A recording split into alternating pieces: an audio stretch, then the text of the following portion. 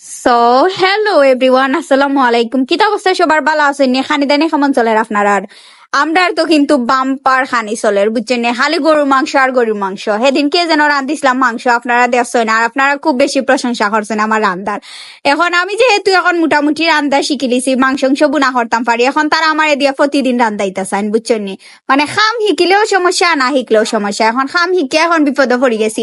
তারাও শিখাইছেন, ঠিক আছে, ওইলে এখন আমার দিয়া চাইরা এখন খালি তারা চাইরা মানে মজার মজার রান্না খাইতে। আর আমার হাতের রান্না কিন্তু সেই লেভেলের মজা হয়, যারা খাইছেন তারা হইতে পারবা। খাইছেন একমাত্র আমার ফ্যামিলির মানুষে।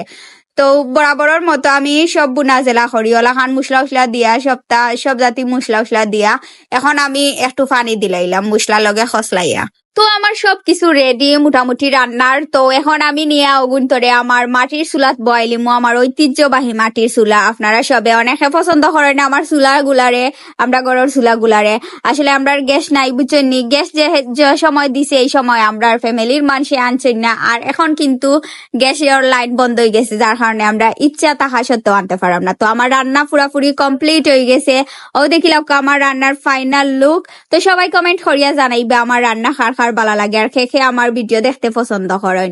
আর অবশ্যই লাইক কমেন্ট শেয়ার করবা।